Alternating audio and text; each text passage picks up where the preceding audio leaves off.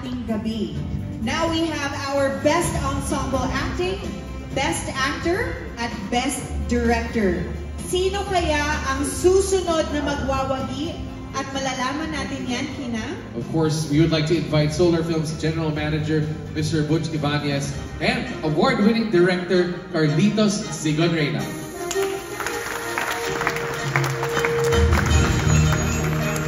Sila ang maghahatid ng Sinag Maynila Best Actor, Best Director, at Best Ensemble Acting sa Sinag Maynila 2024.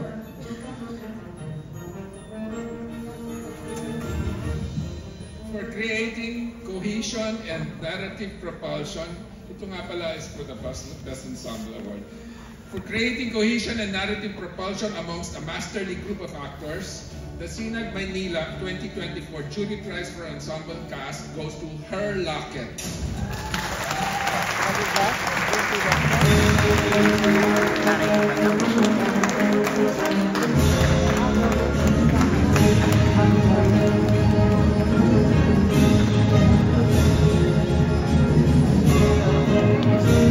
Thank you, Sinag Maynila. May I request all actors to join me on stage from Her Locket. We have Tommy, Boo, Sophie, Elora, Christine,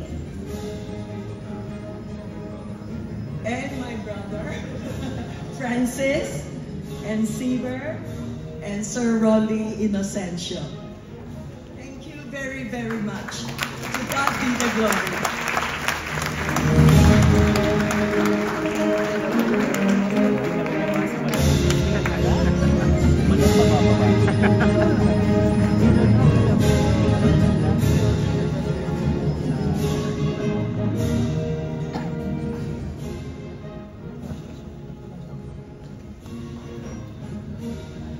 Best Actor nominees: Tony Labusa,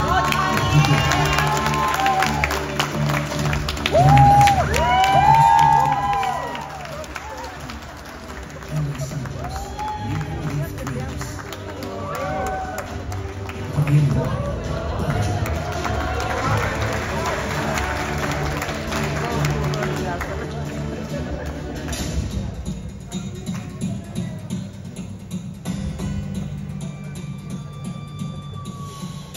Ang kasamaan ay katabi mo lang o madalas ay hindi inaasahang magbumula sa inakala mo'y mabuting nilalang o kaya naman ay uusbong sa nilalang na magiging maayang katauhan.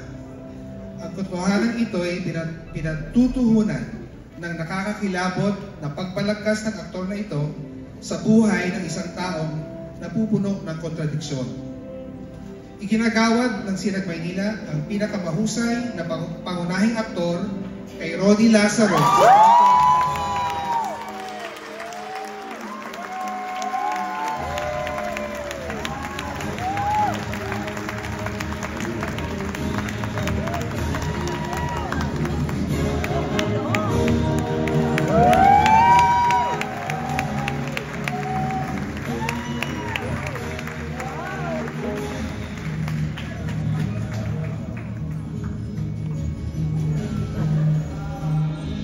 Maraming salamat.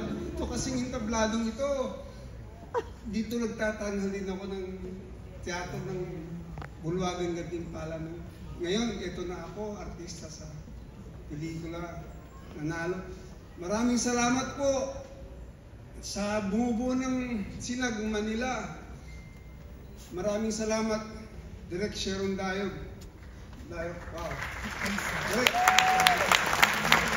Si Johnson ito. Kung maintindihan, pero, wow. Maraming salamat at mabuhay mga regional filmmakers. Tuloy lang natin to. Tuloy lang natin to. Kailangan pa natin ligawan ng ating mga manunood. Kailangan natin sila ligaw. Kailangan malaman nila na may ginagawa tayong magandang mga pelikula ngayon.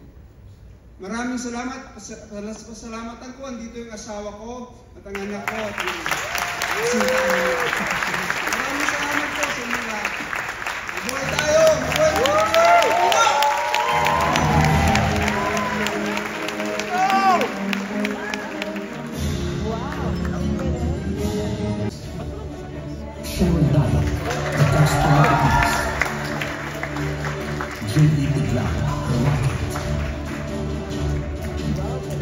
Brian Wong, Banjo.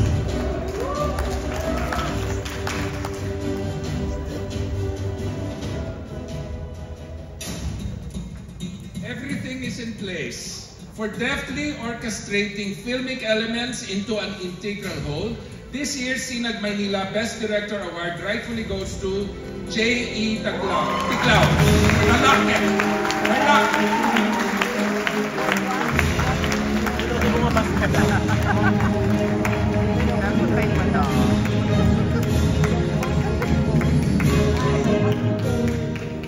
On behalf of the creative genius, our director, J.E. Tiglao, everybody, thank you very much at mabuhay.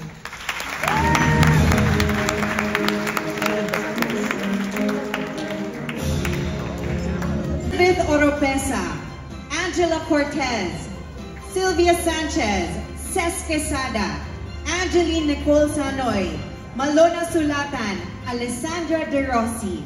Yan ang mga pangalang nagmarka bilang Best Actress sa mga pagpatimpalak ng nagdagang taon.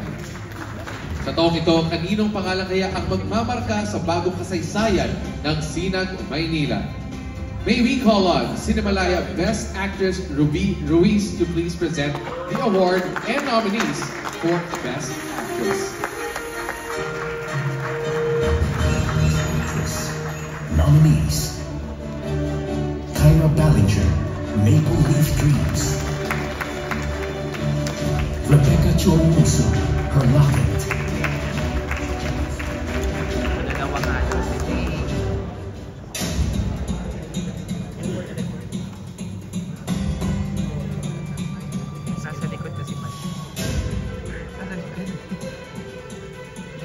No acting is good acting. For her effortless portrayal of a demented woman who connects with the past through her locket. This year's Sinag Maynila Best Actress Award goes to Miss Rebecca Chuamuso. Her locket.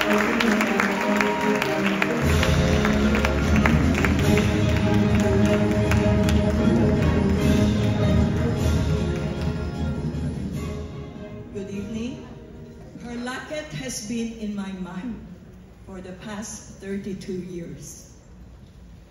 9 years ago, when I applied to be in the directing class of Direct Brillante Mendoza with our acting coaches, Ruby and Mr. Rolly Inocencio, the staff texts me back, give me 5 compelling reasons why Direct Brillante has to accept you as a directing student.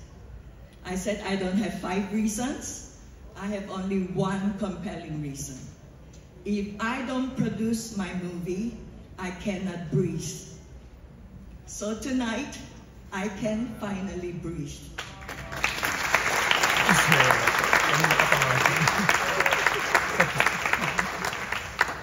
32 years ago, my father wrote his last will and testament. And during the pandemic years, I had too much time in my hand. I go through 6 diaries of my father and 26 diaries of my mother. And I found out something about the inheritance issues. So I brought the case to court. Did I win in the court case or not? You have to watch the movie.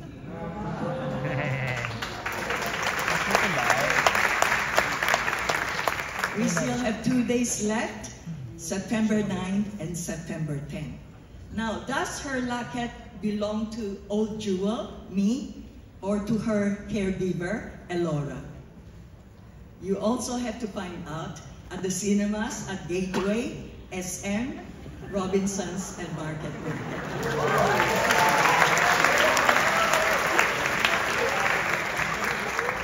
Sinag Maynila, thank you very much. To God be the glory.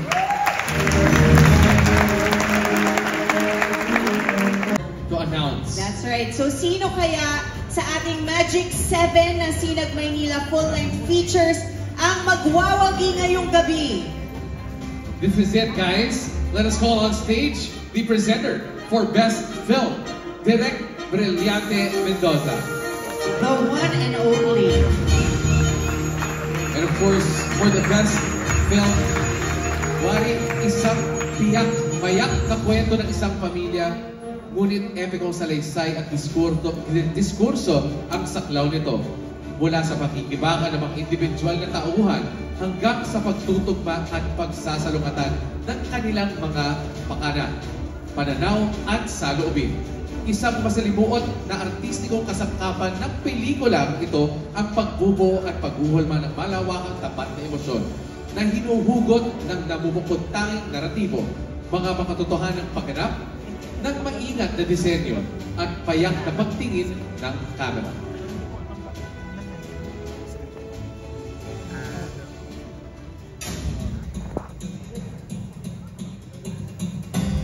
And the winner for Best Film is Her Locket.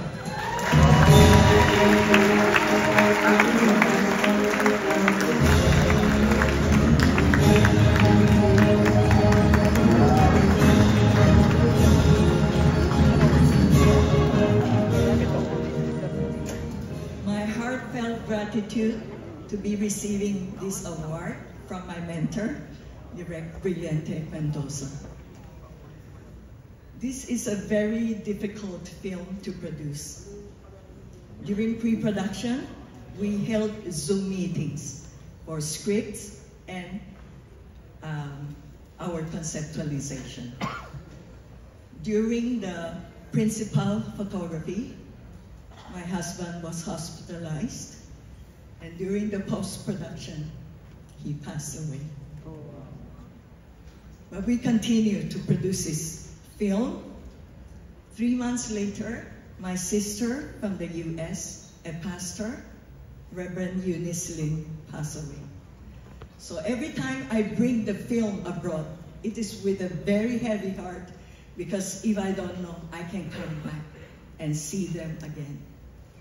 But praise the Lord, He continued to give me the strength and the comfort. So during the post-editing, Sinag Maynila and Her Locket gave me this comfort and keep moving forward.